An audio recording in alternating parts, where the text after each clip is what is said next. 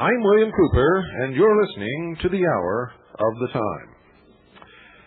Well, folks, for those of you who are listening in the San Joaquin Valley on Saturday, now you know why I don't like to do interviews. It's really difficult to talk to the sheeple, I've got to tell you. And most of those people have not been exposed to the education that my regular listening audience is, and I lost my patience for sheeple a long, long time ago. A long time ago. Number one, they think that everybody owes them something.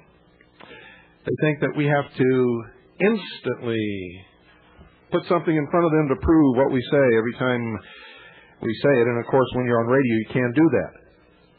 You have to instill some responsibility into the listener to listen to what you say and then go out and investigate it. But they don't want to do that. Then you have the people who want to argue from a point of faith and not deal with facts. And you get into this, tis two, tis not, tis two, tis not bullshit. And I won't put up with it. And then after about an hour and a half, we got the Wicked Witch of the West. Oh, this was a grits groupie from way back. And she was the Wicked Witch of the San Joaquin Valley. She came on, and I very politely let her have her say, which didn't make too much sense. And then I attempted to find out exactly what it was she was talking about. And then I attempted to correct her perception of what she thought I said, and then give her an answer to where she could find what she was looking for, and she wouldn't let me talk. Every time I tried to answer her questions, she started yelling into the telephone. And so I just made up my mind if the host of the show wasn't going to control the interview, then I would. And I just hung up and went about my business. When I did that, everybody who was here, we had a live audience here, by the way. We did it from the studio, so it was going on with the speakers. Everybody here started cheering and clapping. They were so happy. They were so happy that we didn't have to listen to the ignorance anymore. So, now that we're back with our regular audience, whose many of you have been with me since May the 4th of 1992. Boy, it's a long time, and it just somehow doesn't seem like it's that long, and we've covered so many subjects. One of the things that those people wanted me to do was produce instant documentation through the radio. I mean, they wanted to see it right now. And, of course, you can't do that through the radio.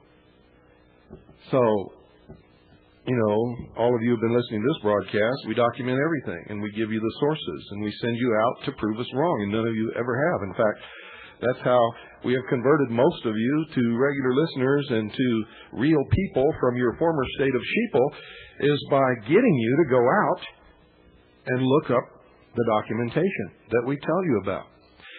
And, of course, when you do, you find out that it's all true.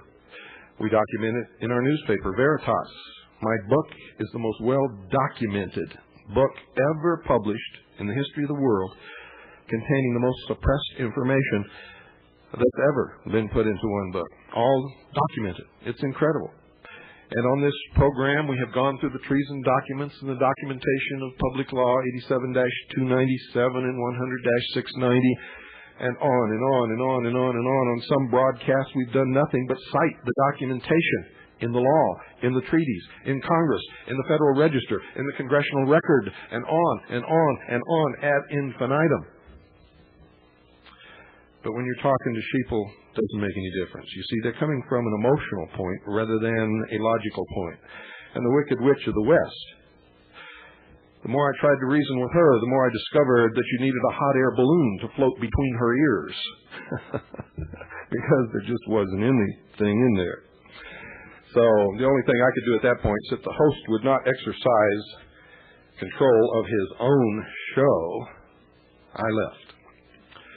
But for those of you listening to the San Joaquin Valley now on KDNO,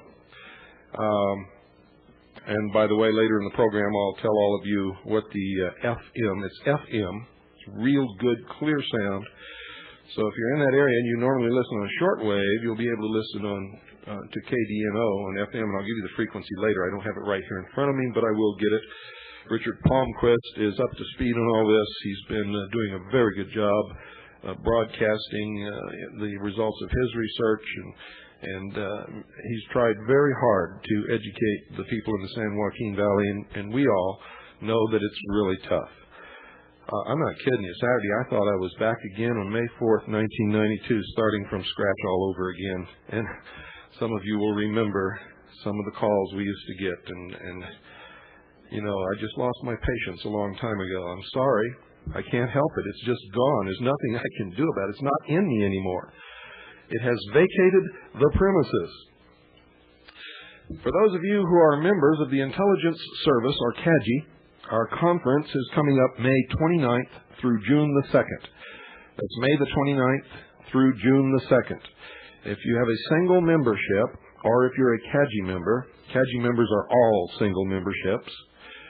If you have a single membership in the Intelligence Service, or you're a CAGI member, the fee is $100 per person. Per person. If you are in the Intelligence Service and you have a family membership, and 2 family members are going to attend, the fee is $150. $150. If you have a family membership in the Intelligence Service and 3 or more of your family will attend, the conference fee is $200. If you are a non-member, the fee is $350 non-negotiable. $350 non-negotiable. All conference fees are non-refundable. Non-refundable. That means if you send your conference fee in and we reserve a seat for you for those 5 days, and then all of a sudden you find out you cannot come and you call us up and say, please refund my money, we will not do that. So understand it now. It will be up to you to find somebody to fill that seat who can pay you. And if it's not a member, if you, for instance, if you were a single member and you paid $100 and you sell your seat to someone who's not a member, then they would pay you $100 and send us $250, and then you would notify us that they would be taking your seat. That's the way it works. Or you can give it away. It's up to you, but it's non-refundable, and I want to make sure that everybody out there understands that. And there's reasons for this. It's not to screw anybody or anything else. It's just that that's the way it has to be. Also, for those of you who would like to join us in the Constitution Party to put a constitutionist team of President and Vice President in the White House in 1996, call 810-674-8094. Ask for Karen to send you a Constitution Party membership package. Give your name and address. Or you can fax 810-673-1954. That's 810-673-1954. Once again, the voice number where you can get some Constitution Party material sent to you or join the Constitution Party.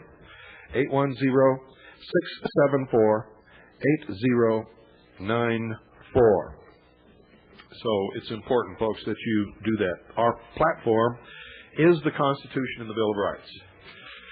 We don't get into all these issues that everybody's chasing their tail on. Very simply, when we do get into them, it's to say very simply that the Constitution Party stance is that all of the things that the federal government has their finger in belongs with the states and with the local, state, county, and city governments, not with the federal government.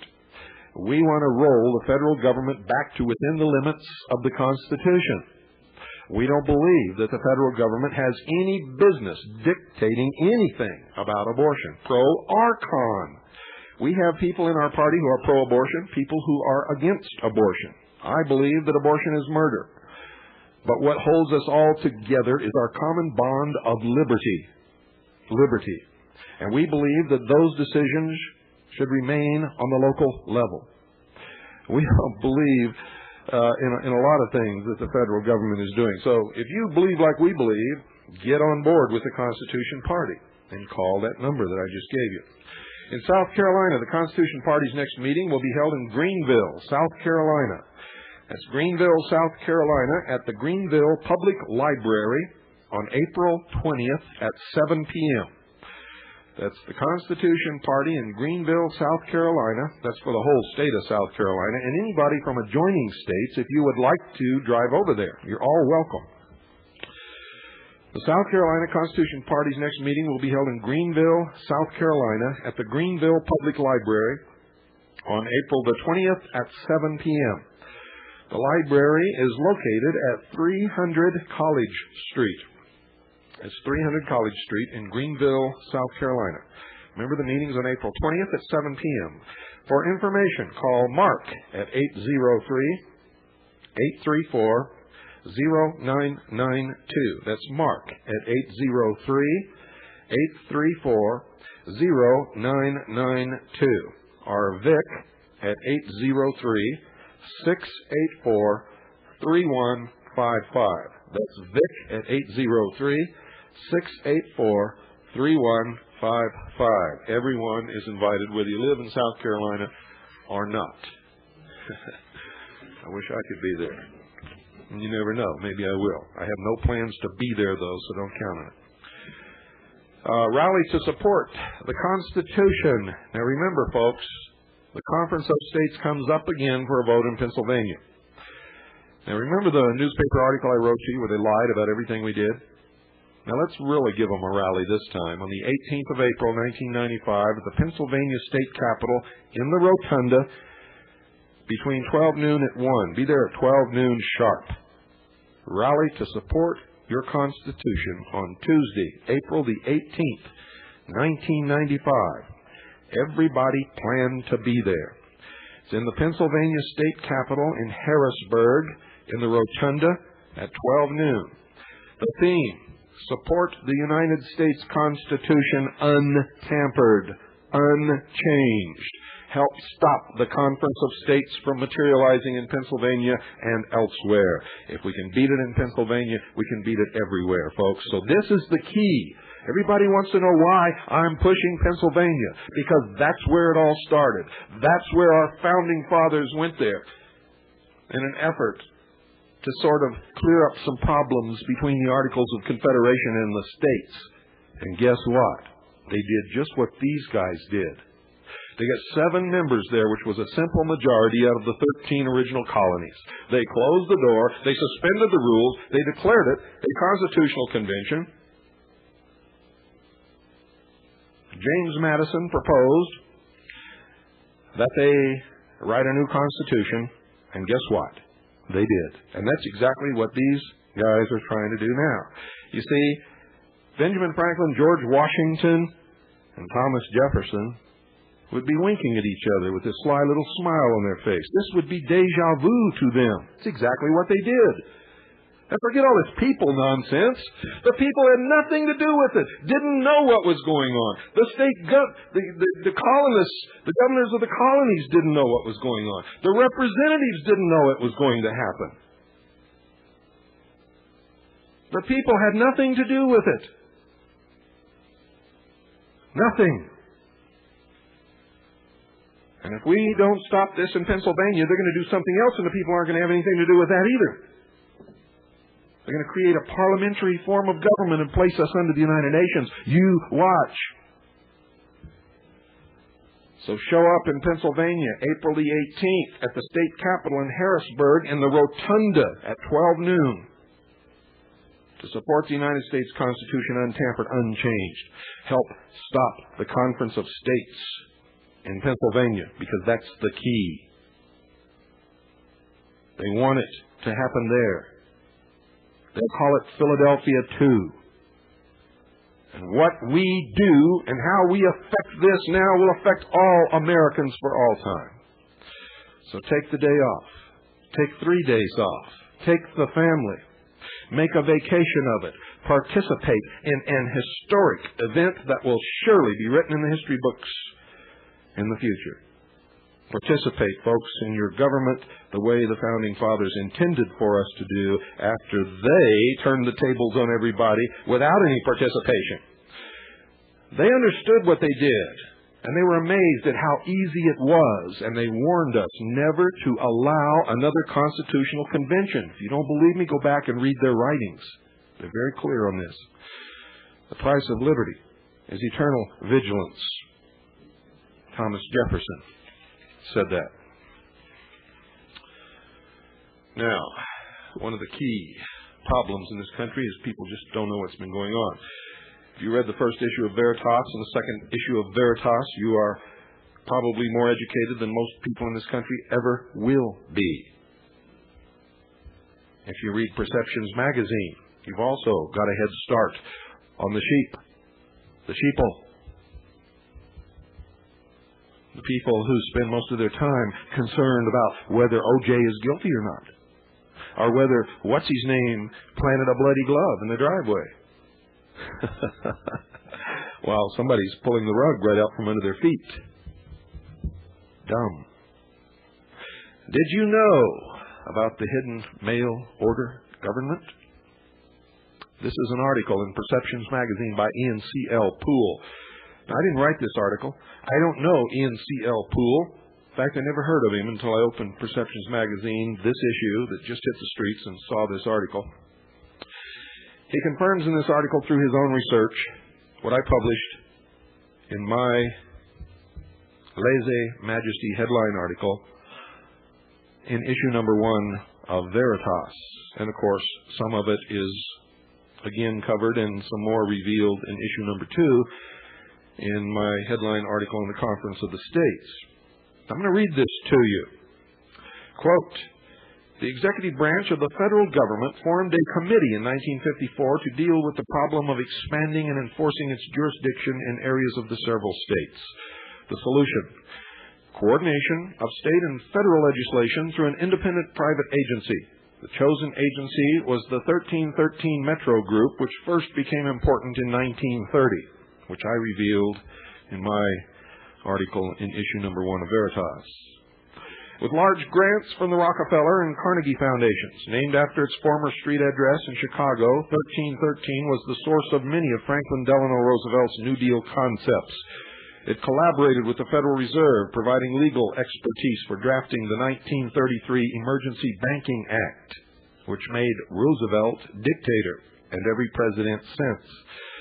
Since then, it has spawned numerous offshoots, such as the Council of State Governments, which is now calling for a constitutional convention, or CONCON, or Conference of the States, later this year.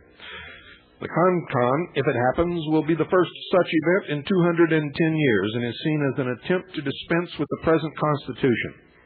According to a 1962 Daughters of the American Republic magazine, troublesome and oddly uniform bills drafted by unknown political ghostwriters began appearing simultaneously in various state legislatures in 1959. This aroused citizen curiosity and led to the detection of the amazing law factory hidden in the Council of State Governments at 1313 Metro. Now, as an aside, folks, don't get all carried away with this word state. State can have many different definitions. In this case, it doesn't mean what you think it means. The Council of State Governments is an international organization with international membership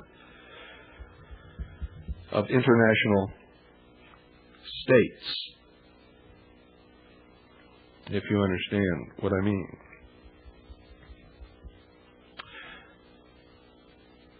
The entire 1313 group is known as the Public Administration Clearinghouse, or PAC, and that is the real source of the term PAC. using a wartime emergency power that required federal-state cooperation in drafting legislation, the Council of State Governments set up the Committee of State Officials on suggested state legislation to perpetuate its control. States pay huge fees for membership in these legitimate-sounding private organizations to shorten the administrative process and cut state legal costs. CSOSSL issues what is effectively a mail-order catalog of laws for states and Congress. Now, very shortly, what this means is the legislators, congressmen, and senators in your state house and in the federal government are lazy. They don't like to think up legislation, and they like even less to sit down and write it. So if someone comes in and hands them something that looks good and they think the public will bite on it, and they read the little synopsis that has been furnished for them to sell it to them, they never read the whole thing. They then introduce it, and more often than not, it's passed into law. So that's how this works. The Council of State Governments, now financed through the Ford Foundation and the Rockefeller-dominated Chase Manhattan Bank, also drafts executive orders for the President. Now, the Council of State Government laws adopted by its member states include dubious attempts to establish Council of State Government legitimacy. For example, the Council of State Governments is hereby declared to be a joint governmental agency of this state and of the other states which cooperate through it. And another one is, it shall be the function of this commission to carry forward the participation of this state as a member of the Council of State Governments, in short, do all such acts as will enable this state to do its part or more than its part in forming a more perfect union among the various governments in the United States and in developing the Council of State Governments for that purpose, end quote. Problem is, it's unconstitutional. You see, the Constitution forbids any state to enter into any agreement or contract with any other state without permission of the federal Congress. This type of legislation required to activate the Council of State Government membership is regarded by some legal authorities as a compact. It is a compact. It's an agreement. The Council of State Governments also is incorporated under the 501c3. Which means it's forbidden to engage in political activities. But that is its entire purpose.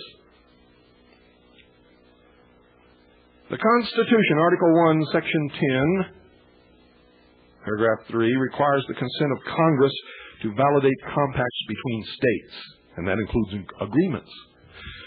The article expressly forbids states from entering any confederation, agreement, compact, or treaty except the United States. It would appear that the entire Council of State Governments alliance is then in direct violation of the Constitution. The Council of State Governments, in a new attempt to transfer state power to the federal courts, suggests adding the following words to the 10th Amendment. Quote, whether a power is one reserved to the states or to the people shall be decided by the courts, end quote. What do you think about that? I think they better not try it. The Council of State Governments membership interlocks with the Council on Foreign Relations and international bodies such as the International Union of Local Authorities and the Committee on International Municipal Cooperation, whose original purpose was to send American money to the former Soviet Union and its satellites. And membership also includes some foreign state governments. Yet another council of, excuse me, ladies and gentlemen. Another CSG affiliate, the International Federation for Documentation, sent money, law enforcement information, and legal documents to communist East Germany. IFD now assists FEMSIN, BATF, and Interpol to lead international cooperation in standardizing identity documents and numbers and laws relating to drugs, tax, and money transfers. According to its 1994 report, the Council on Foreign Relations now has 3,136 members, including 5 Rockefellers, Bill Clinton, Newt Gingrich, and Alan Greenspan of the Federal Reserve. Their publications over the years have outwardly promoted one world government, the dissolution of national sovereignty, and an end run around the Constitution of the United States of America to bring about one world government under the United Nations. Ordinary Council on Foreign Relations membership requires a secret, difficult reference procedure and is almost impossible to obtain. However, one can join as a corporate member for just $10,000 a year. Those of you with $10,000 might consider it just to find out what the hell's going on, if for no other reason. You won't not ever be a member of the inner circle, but everything that's decided will filter down to you, and you are expected to go down and promote it to the public. The Council of State Governments has 200 corporate members, each paying $3,000 annually. Some corporate members include Abbott Laboratories. See Awesome News, page 81 in this issue. American Express, American Medical Association, Amico, AT&T. Remember the ad? AT&T, one world, one card. What do you think that's all about? Dun & Bradstreet, Ford Motor Company, GTE, Telephone Operations, MasterCard International, Sandoz Pharmaceuticals, TRW, and others. And that article will be continued in the next issue of Perceptions. This is the May-June 1995 issue, folks. Get it. Read it. Perceptions complements what we do here. Only they try to bring disparate groups together and stop the nonsense of, well, you know. So,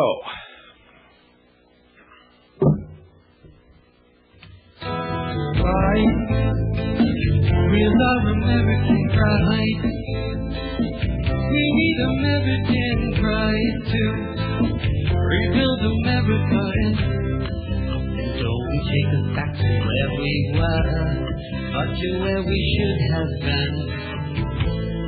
All for the people who've been long forgotten and just ignored again. Pride, with our American pride, we need American pride to rebuild America, and we're working hard for the payment of. Now we're just surviving, while tax-paying suckers are what we'll become, while living on a reservation. Pride, with our American pride, we need American pride to rebuild America. So reach out your hand to help someone and learn to understand them, for we as a nation can make the time together rebuild again. Pride, with your American pride, we need American pride to rebuild American pride. Are you American pride? Be an American pride.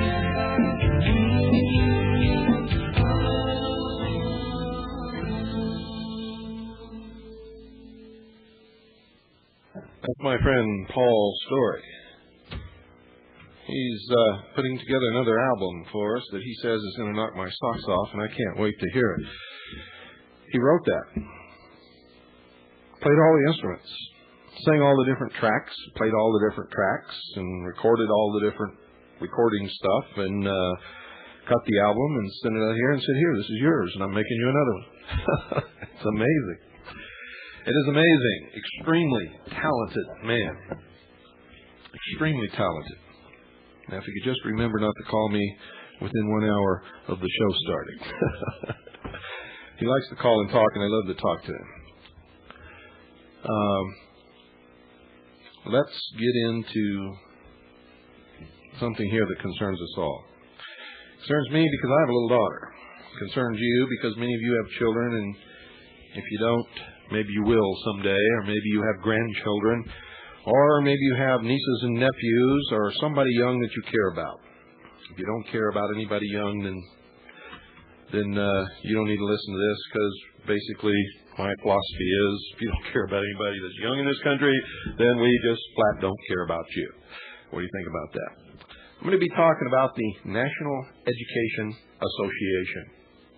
And it is important, ladies and gentlemen, that you listen to every word that I'm going to tell you. You see, people look around in this country for an enemy and they can't find one. They can't find one because the enemy is all around you, but you don't perceive them as being an enemy because they don't project it. You see, everything that's happening to us is not happening from without, it's happening from within. It's a grab for power. Most, ladies and gentlemen, of the problems in America today can be traced to the capitalism and individual responsibility. The watchwords of the French Revolution were liberty, equality, and fraternity, which at first sound quite commendable, don't they? The words that actually began the French Revolution were, and I quote, "Now is the time," end quote. You look around, you'll see those words being used more and more in this country, and it will surprise you exactly who is using them.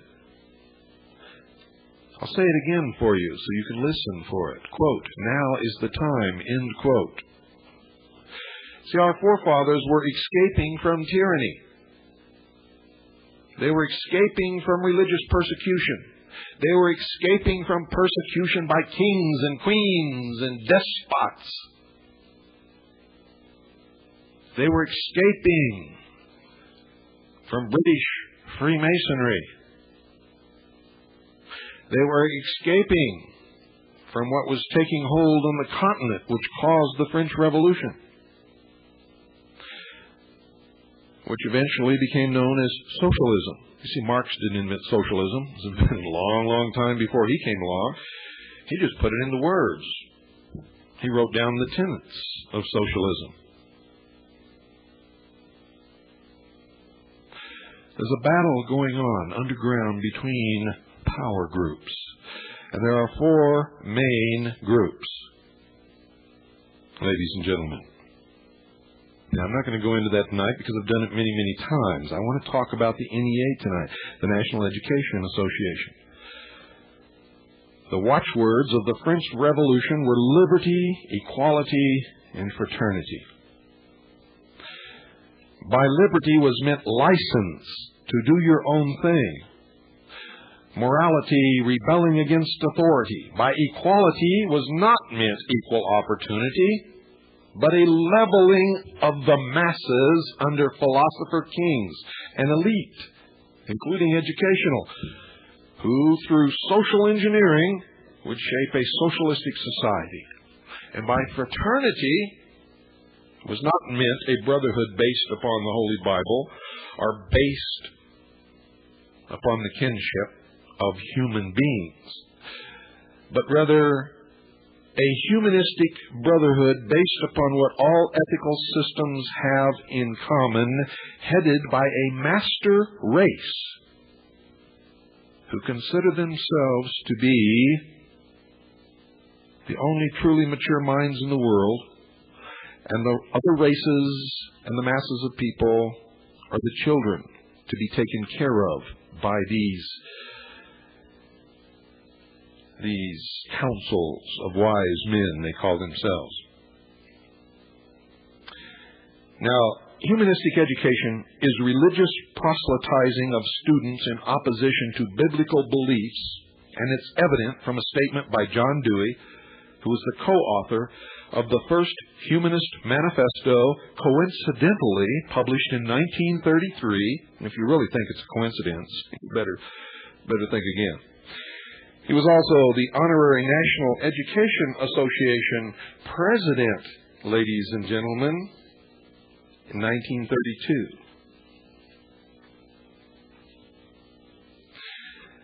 In Religion and Our Schools, published in the Hibbert Journal in July 1908, John Dewey said this, and I quote, "Our schools are performing an infinitely religious work. They are promoting the social unity out of which, in the end, genuine religious unity must grow. Religion, associated with dogmatic beliefs, we see disappearing. It is the part of man to labor persistently and patiently for the clarification and development of the positive creed of life, and to work for the transformation of all practical instrumentalities of education till they are in harmony with these ideas." End quote. John Dewey was a 33rd degree Freemason of the Scottish Rite. It's the Scottish Rite of Freemasonry that promoted the National Education Association, promoted public school systems run by state governments, and now has promoted the United States Department of Education to turn all of our kids over to Big Brother. And we've got all of their publications over all these years to prove every word that I just said. Coincidentally, their magazine used to be called The New Age.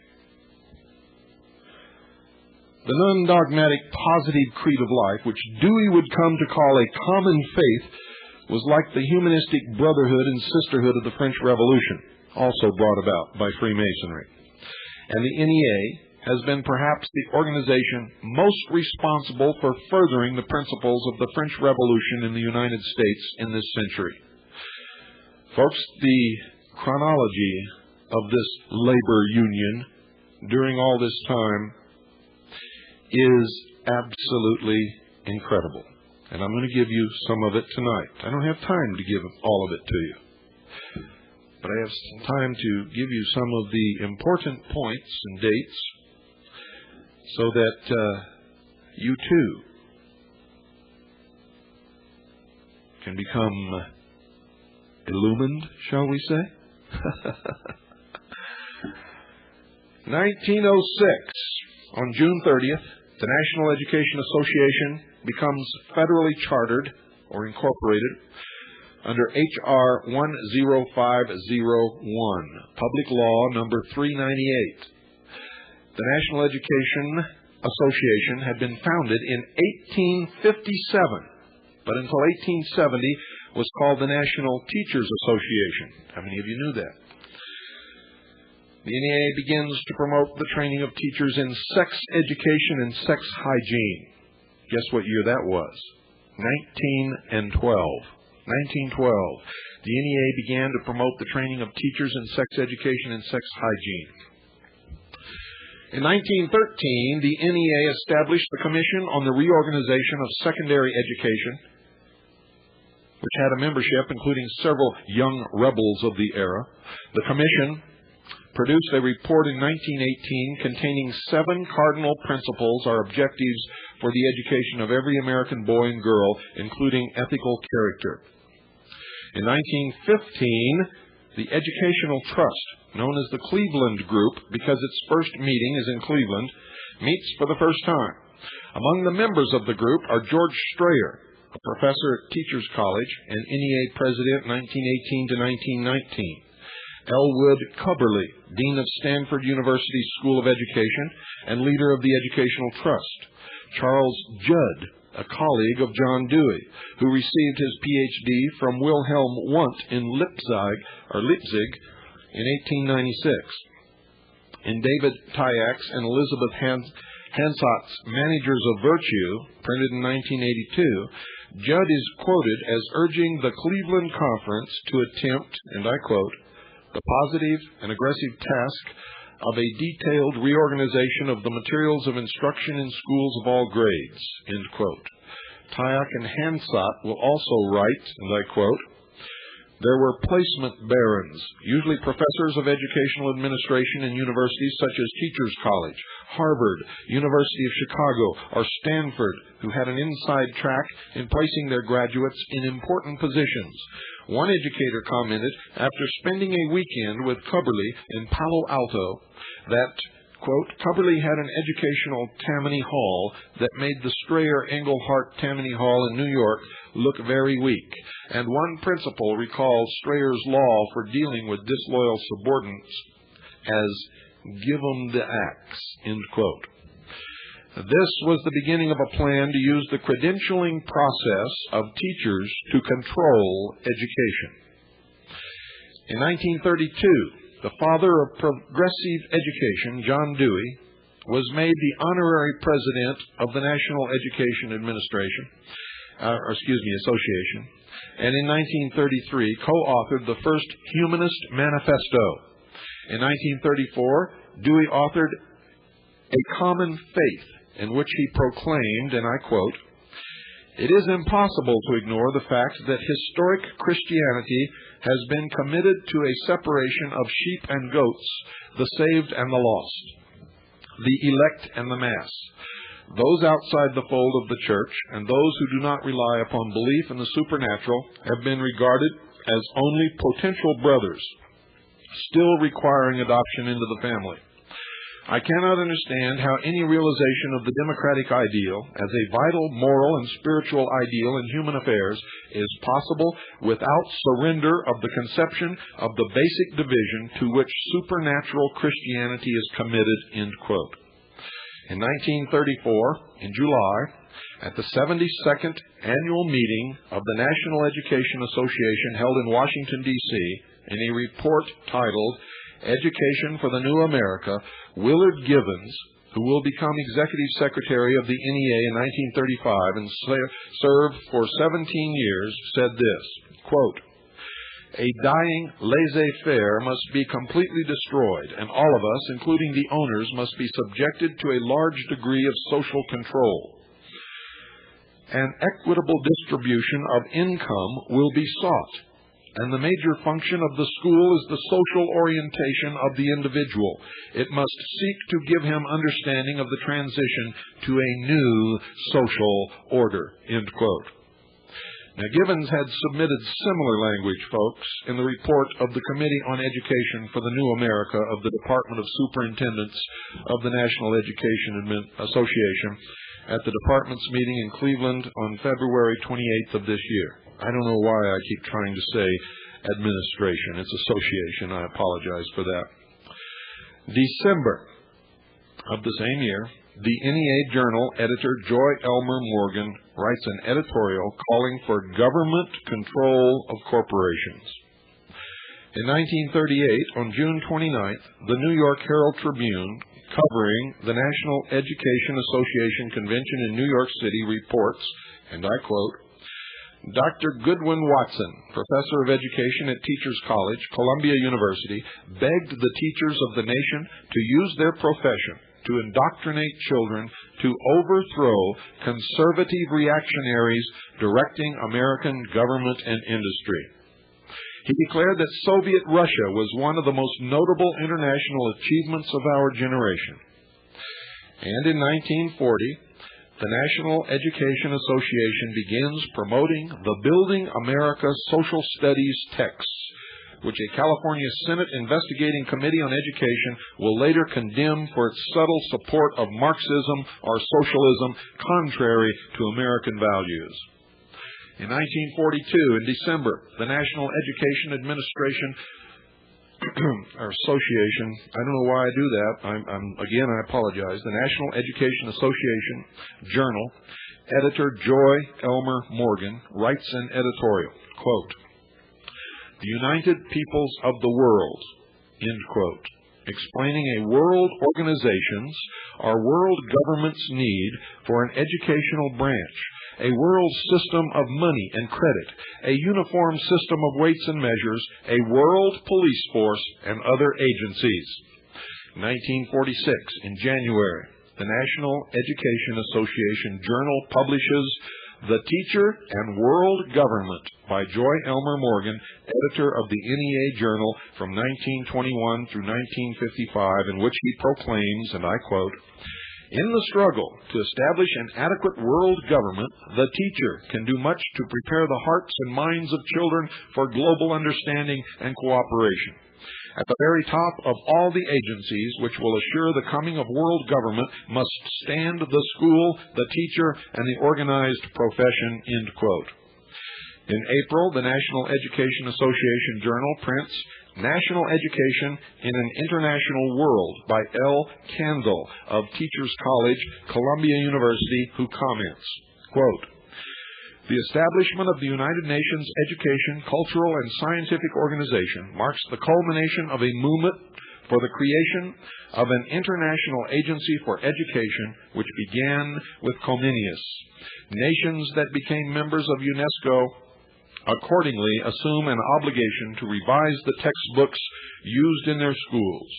Each member nation, if it is to carry out the obligations of its membership, has a duty to see to it that nothing in its curriculum, courses of study, and textbooks is contrary to UNESCO's aims," end quote. In August of the same year, the NEA sponsors a world conference of the teaching profession. Representatives from 28 nations are present, which drafts a constitution for a world organization of the teaching profession. The organization will hold its first regular meeting in August 1947 in Glasgow, Scotland, and will be a mighty force in aiding UNESCO. In the words of William Carr, Associate Secretary of the NEA's Education Policies Commission. In 1947, in October, the National Education Association Journal includes On the Waging of Peace by NEA official William Carr, who states, quote, "As you teach about the United Nations, lay the ground for a stronger United Nations by developing in your students a sense of world community. The United Nations should be transformed into a limited world government. The psychological foundations for wider loyalties must be laid. Teach about the various proposals that have been made for strengthening the United Nations and the establishment of world law. Teach those attitudes which will result ultimately in the creation of a world citizenship and world government. We cannot directly teach loyalty to a society that does not yet exist, but we can and should teach those skills and attitudes which will help to create a society in which world citizenship is possible." And in 1948, Education for International Understanding in American Schools, Suggestions and Recommendations is produced by the NEA with partial funding by the Carnegie Corporation and contains the following statements. Quote, "The idea has become established that the preservation of international peace and order may require that force be used to compel a nation to conduct its affairs within the framework of an established world system." As an aside, ladies and gentlemen, that is what is happening now, and the military forces of the United States of America is functioning as the world police force under the United Nations. I continue. The most modern expression of this doctrine of collective security is in the United Nations Charter.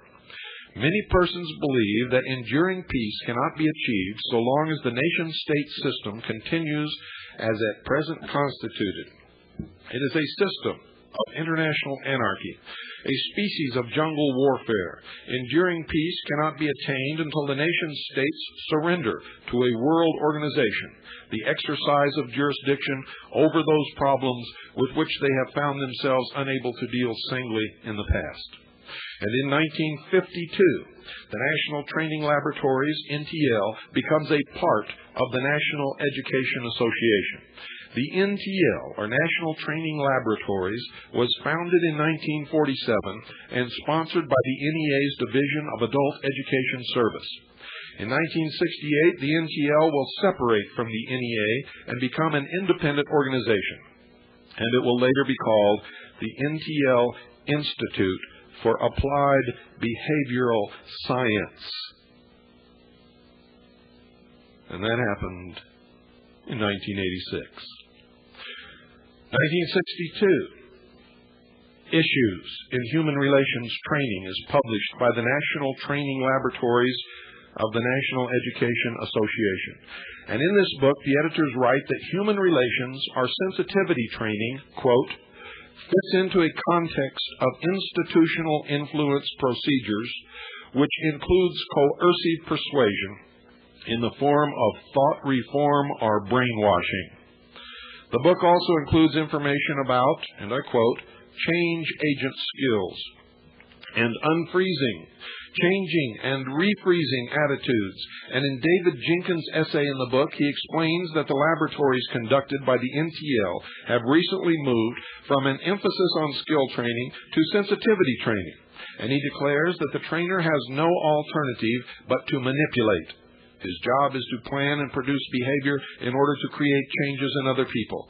The manual also states regarding children that although we appear to behave appropriately, this appearance is deceptive.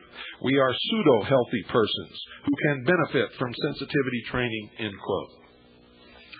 April 26th of the same year, the Tulsa Tribune, after learning that the NEA had a file on its editor under Critics of Education, printed an editorial asking, quote, "What is the function of the National Education Association? To improve the education of America's children or to stifle criticism of present educational methods?" End quote. In October of the same year, the Chicago Sun-Times publishes an editorial stating, quote, "That the National Education Association advocated federal aid has surprised us at times, but no longer. For control, real control over the nation's children is being shifted rapidly to the National Education Association. That organization has about completed the job of cartelizing public school education under its own cartel. It is doing so under an organization known as the National Council for Accreditation of Teachers' Education, an agency whose governing council is tightly NEA-controlled. The manner in which the NEA is usurping parental prerogatives by determining the type of education offered is very simple. Control the education and hiring of teachers. NEA has no apprehension regarding federal control of public schools as a consequence of federal aid. It has control itself. It is extending that control over colleges and universities, which are all Marxist now. In the NEA scheme of things, it will be a simple matter to extend control over whatever Washington agency handles the funds." End quote.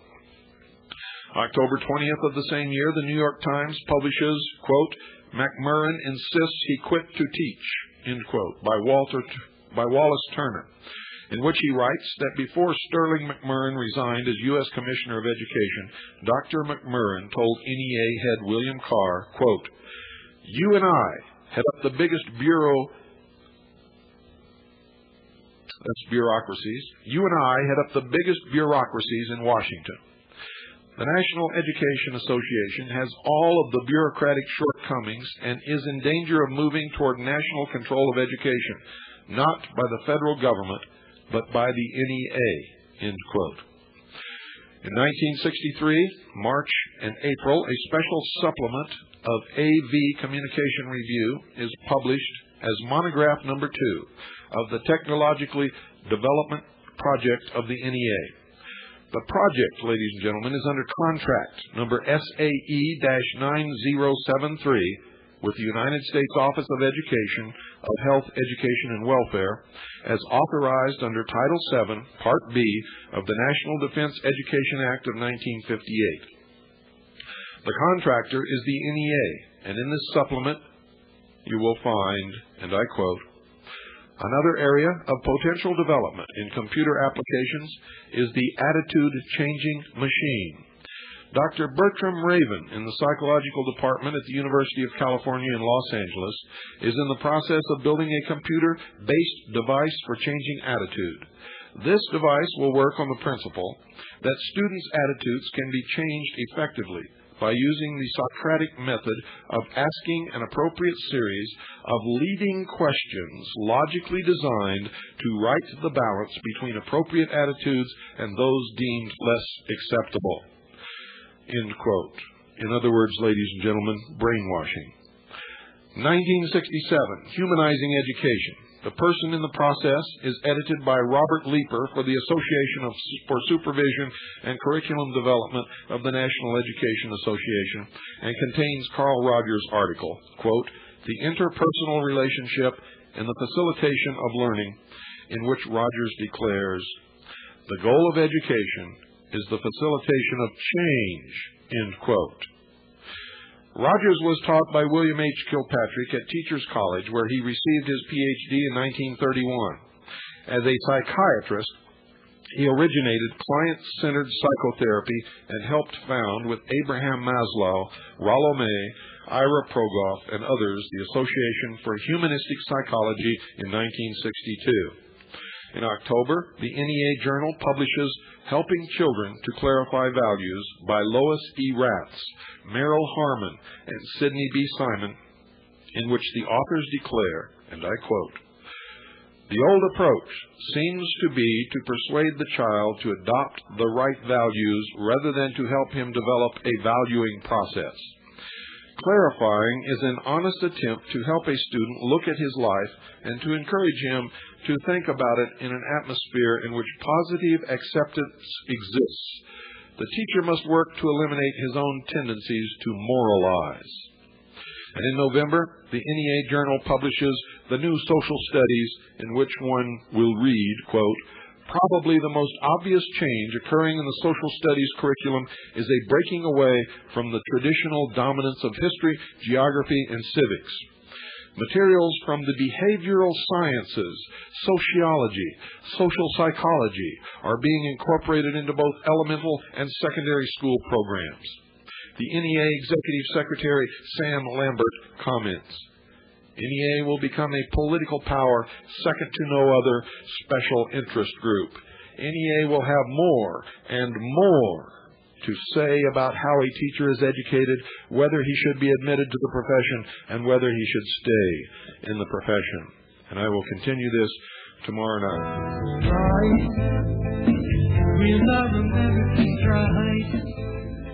Good night, ladies and gentlemen, and God bless you all. Rebuild America, don't take us back to where we were, but to where we should have been. All for the people who've been long forgotten and just ignored again. Pride, with our American pride, we need American pride to rebuild America, and we're working hard for the payment of. Now we're just surviving, while tax-paying suckers are what we'll become, while living on a reservation. Pride, with our American pride, we need American pride to rebuild America. So reach out your hand to help someone and learn to understand them. For we as a nation can make the mind together rebuild again. Pride, with your American pride, we need American pride to rebuild American pride. Are you American pride?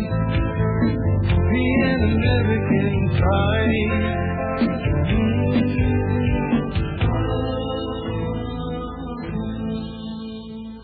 You've been listening to the Hour of the Times, brought to you by Swiss America Trading, 1-800-289-2646. Probably the only place I know of where you're safe.